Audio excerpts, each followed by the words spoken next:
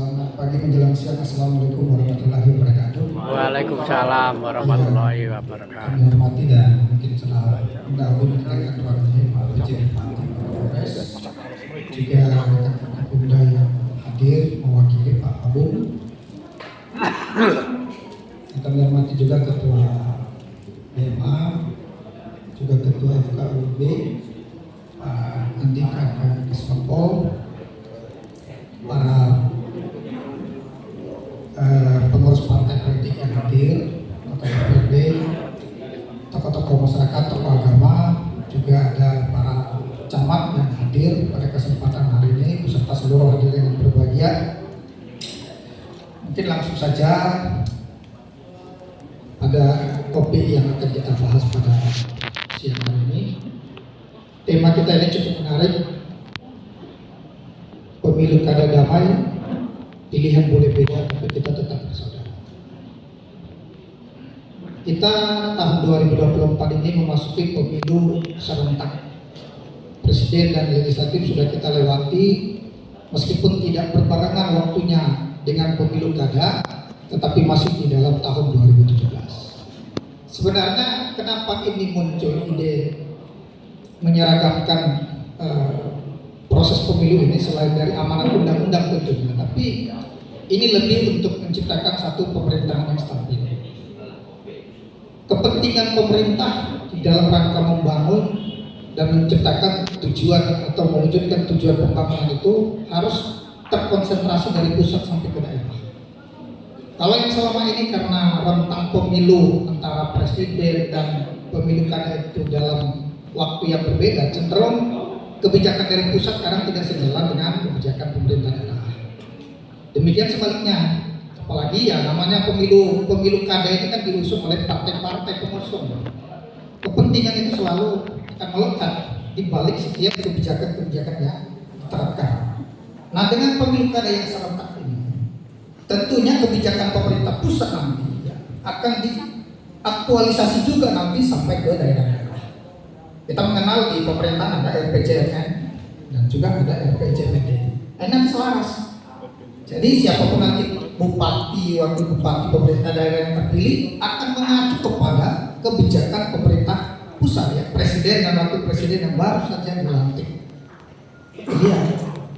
Jadi kita harapkan dengan pemilu yang serentak ini maka capaian-capaian pembangunan akan lebih berhasil tentunya. Pemilu kada merupakan bagian dari sistem demokrasi yang memberi kita pilihan untuk memimpin pemimpin daerah.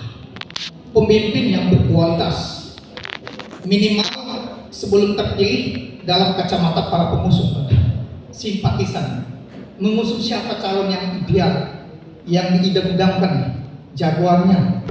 Kalau sudah terpilih, yang lain harus ngikut. Nggak boleh lagi berseberangan. Masa harus pindah daerah gara-gara itu? Ya enggak. Jadi yang lain harus ikut. Karena itu menuju ke sana itu tentunya tidak mudah. Tidak mudah. Ada banyak pergulatan yang harus dilakukan dalam proses penyelenggaraan pemilu. Para penyelenggara tentunya melakukan tahapan-tahapan yang panjang. Dan kita sekarang sudah masuk kepada tahapan kampanye dan menuju ke pemilihan. Mungkin tahapan yang ini tahapan yang krusial kalau kita katakan. Krusial di mana disinilah tempat kita saling mempengaruhi massa untuk mengarahkan pilihan massa itu kepada pilihan yang seperti yang kita inginkan. Tidak jarang di dalam prosesnya itu kampanye, ya, tadi sudah disampaikan juga Pak Ketua Panitia, ya, hasil pemantauan di lapangan ini mungkin cenderung sudah mulai suhu meningkat panas, meningkat panas, belum panas betul Pak ya, hangat-hangat lah. Tapi mungkin tidak sampai ke hal-hal yang anarkis lah tentunya.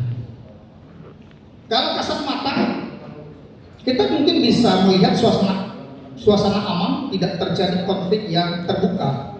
Tetapi yang lebih panas itu sebenarnya di medsos ini. Kita di mana, dia di mana, kita dicaci maki orangnya siapa, kita nggak kenal, pakai akun palsu lagi kan, dan sebagainya. Yang cenderung juga akun yang tidak jelas, yang punya akun yang sah juga malah merespon berlebihan kan, siapa yang normal atau ngerti gitu. Akun tak jelas kita tanggapi berlebih-lebihan, ya kan nggak nyambung semuanya.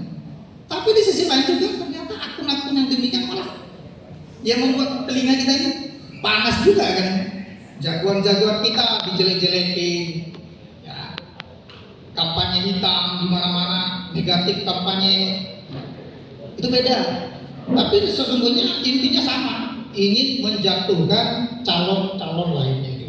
Nah ini tentunya tidak sehat. Kalau memang tujuan dari pemilu kada itu adalah memilih dan nantinya menampilkan pemimpin yang berkualitas, maka cara-cara kita memilih ini dengan cara-cara yang tidak berkualitas pasti akan mempengaruhi proses pilkada itu sendiri. Pilihan tetap pasti beda, udah pasti, nggak mungkin sama.